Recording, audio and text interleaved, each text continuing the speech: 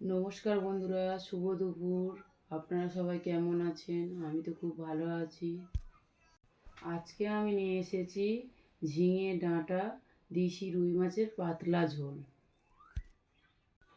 যার জন্য মাছগুলোকে ম্যারিনেশন করার জন্য নিয়ে নেবো 1 চামচ লবণ, 1 চামচ হলুদ আর একটু সর্ষের তেল দিয়ে ভালোভাবে মাখিয়ে 5 মিনিটের জন্য রেখে দেবো।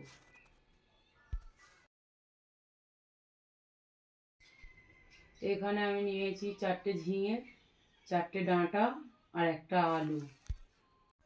আমি একে একে সব সবজিগুলো কেটে নিতে থাকি, আপনারা ভিডিওটা দেখতে থাকুন।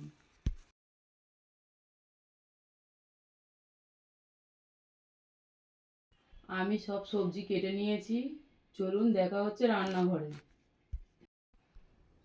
গ্যাসে কড়া বসিয়ে দিয়েছি, কড়া গরম হয়ে গেলে দিয়ে দেবো পরিমাণ মতন সর্ষের তেল। তেলটা গরম হয়ে গেছে, দিয়ে একে একে মাছগুলো ভেজে নেব। আপনারা ভিডিওটা দেখতে থাকুন।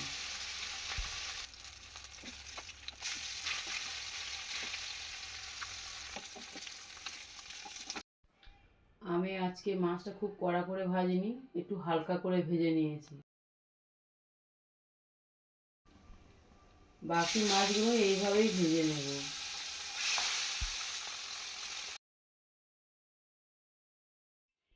আমার সব মাছ ভাজা হয়ে গেছে, দেখুন মাছের কালারটা কেমন রেখেছি।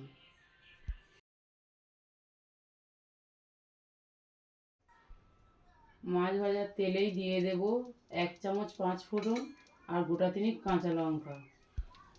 আজ আর বেশি কিছু দেব না, এই হালকাই থাকবে। দিয়ে দেব আলু। আলুগুলো দিয়ে একটু নাড়াচাড়া করে নিয়ে দিয়ে দেব ঝিঙে।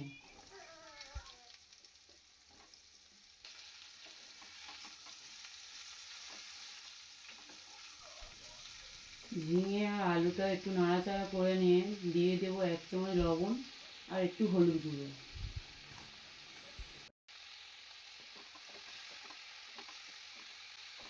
খানিকক্ষণ কষে নিয়ে দিয়ে দেবো জিরে গোলমরিচের গুঁড়ো।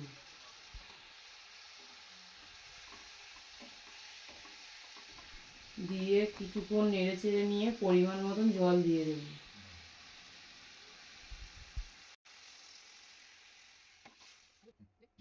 এবারে দিয়ে দেবো ডাঁটা। ডাঁটাটা আমি আগে দিইনি, কারণ ডাঁটাটা আগে দিলে ডাঁটাটা ঘেঁটে যাবে। চাপা দিয়ে ঝোলটাকে ভালোভাবে ফুটিয়ে নেব। ঝোলটা ফুটে গেছে, আলু ও সবজি সব ভালোভাবে সিদ্ধ হয়ে গেছে, দিয়ে দেবো মাছ।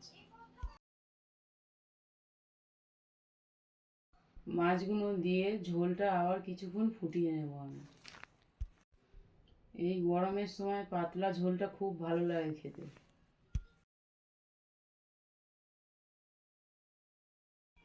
আমার তৈরি হয়ে গেছে ঝিঙে আলু দিয়ে দেশি রুই মাছের পাতলা ঝোল। পুরো ভিডিওটা দেখার জন্য অসংখ্য ধন্যবাদ। ভিডিওটা কেমন লাগলো কমেন্ট করে জানাবেন। প্লিজ আমার ইউটিউব চ্যানেলটাকে সাবস্ক্রাইব করে দেবেন। লিঙ্ক কমেন্ট বক্সেই দেওয়া আছে। যারা ফেসবুক থেকে দেখছেন ফেসবুক পেজটাকে ফলো করে দেবে। Bye bye.